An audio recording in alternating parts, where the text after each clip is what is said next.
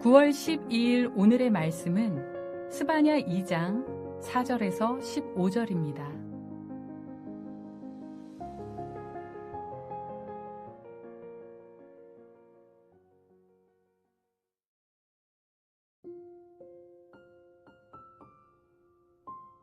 가사는 버림을 당하며 아스글론은 폐허가 되며 아스돗은 대낮에 쫓겨나며 에그론은 뽑히리라. 해변 주민 그렛 족속에게 화 있을진저. 블레셋 사람의 땅 가나안아, 여호와의 말씀이 너희를 치나니 내가 너를 멸하여 주민이 없게 하리라.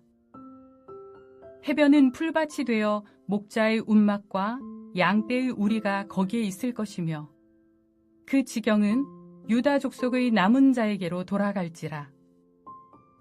그들이 거기에서 양떼를 먹이고 저녁에는 아스글론 집들에 누우리니 이는 그들의 하나님 여호와가 그들을 보살피사 그들이 사로잡힘을 돌이킬 것임이라. 내가 모압의 비방과 암몬 자손이 조롱하는 말을 들었나니 그들이 내 백성을 비방하고 자기들이 경계에 대하여 교만하였느니라. 그러므로 만군의 여호와 이스라엘의 하나님이 말하노라. 내가 나의 삶을 두고 맹세하노니 장차 모압은 소돔 같으며 암몬 자손은 고모라 같을 것이라. 찔레가 나며 소금 구덩이가 되어 영원히 황폐하리니 내 백성의 남은 자들이 그들을 노략하며 나의 남은 백성이 그것을 기업으로 얻을 것이라. 그들이 이런 일을 당할 것은 그들이 만군의 여호와의 백성을 회방하고 교만하여졌음이라. 여호와가 그들에게 두렵게 되어서 세상의 모든 신을 쇠약하게 하리니 이방의 모든 해변 사람들이 각각 자기 처소에서 여호와께 경배하리라. 구스 사람들아, 너희도 내 칼에 죽임을 당하리라.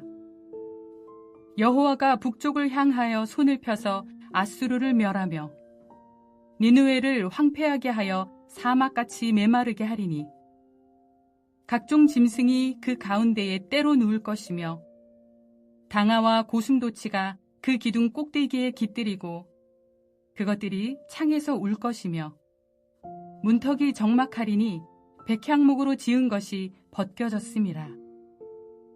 이는 깊은 성이라.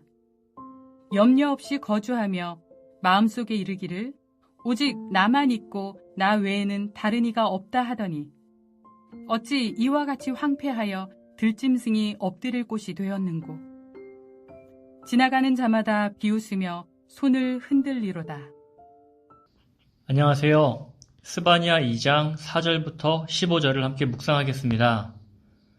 오늘 묵상 본문은 이방 나라 심판에 관한 이야기입니다. 본문에 나온 이방 나라들은 가나안 땅을 중심으로 각각 동서남북에 위치하고 있습니다. 유다는 사방이 막혀 있는 것처럼 느꼈지만 사실 사방을 다스리시는 분은 여호와 하나님이셨습니다. 성경에 하나님께서 이방 나라를 심판하시는 모습이 여러 곳에 나옵니다. 하나님은 이스라엘이든 이방 나라든 하나님께 순종하지 않는 죄에 대해서 반드시 심판하십니다. 이방 나라가 받는 벌은 그들의 교만 때문입니다. 오늘 본문에서도 8절과 10절에서 그들의 교만함으로 말미암아 벌을 받는다고 말합니다. 교만은 단순히 자랑하는 마음이 아니라 하나님이 주신 자리와 한계를 무시하고 내가 주인 되려는 마음입니다. 성도 여러분, 교만이 큰 죄일까요?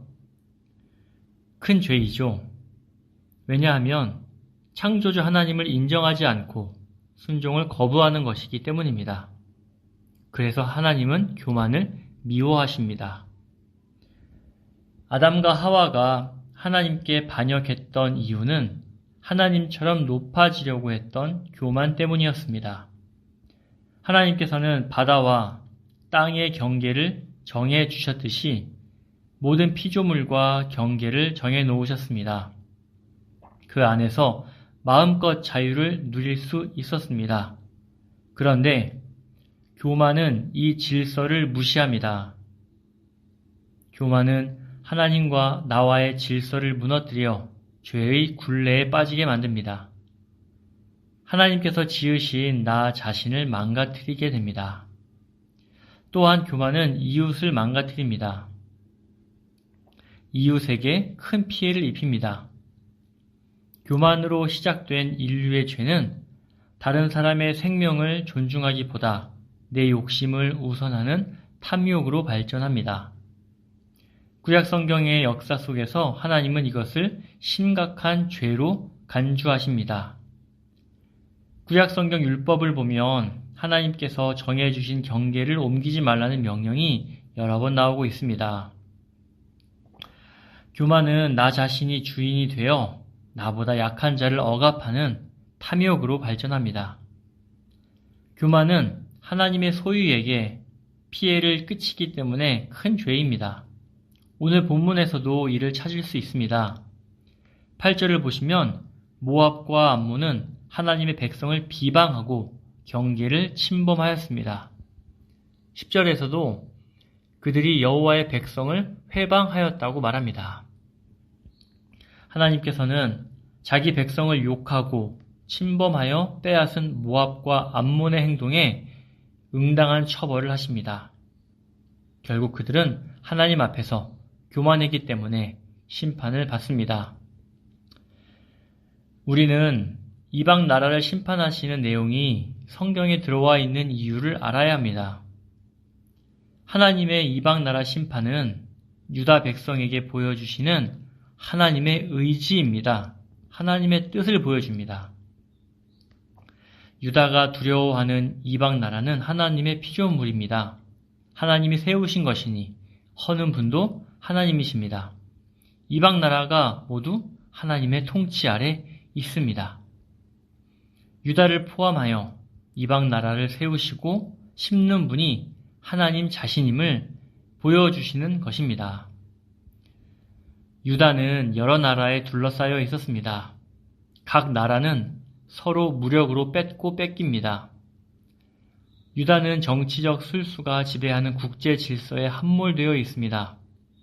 이런 유다에게 이방 나라의 운명을 누가 결정하는지 보여주고 그리고 이를 통해 유다에게 생존을 위한 바른 선택이 무엇인지를 가르쳐줍니다. 유다의 미래와 구원 가능성은 오직 여호와에게 기대할 수 있을 뿐입니다. 성도 여러분, 우리가 사는 세상도 힘의 논리가 지배합니다. 직장에서, 가정에서, 나라와 나라 사이에서 힘 있는 자가 약한 자를 억압합니다. 그러나 성도는 그 힘의 논리를 따르지 않고 하나님의 공의와 자비를 신뢰하며 살아야 합니다. 긍휼이 많으시고 은혜 베푸시기를 좋아하시는 하나님께서 우리를 보살펴 주신다는 사실을 기억하시길 바랍니다. 스바냐는 심판만을 선포하지 않습니다. 그는 오히려 이방 나라 중에서도 하나님을 경배하는 사람들이 일어나게 될 것을 말합니다. 11절에 나옵니다. 하나님의 마음은 심판에만 있는 것이 아니라 회복과 구원에 있습니다. 하나님께서는 공의와 자비로 이 땅에 교회를 세우셨습니다. 교회는 이 세상의 죄악을 보며 하나님의 진노 아래 있음을 애통해하는 마음을 가져야 합니다. 그리고 그들도 새롭게 되어 하나님을 찬양하고 경배하는 사람들이 되도록 기대하는 마음이 있어야 합니다. 그러기 위해서 교회인 우리가 먼저 복음에 합당한 삶을 살아야 하고 세상에 대해 회복의 소망을 선포하는 통로가 되어야 합니다.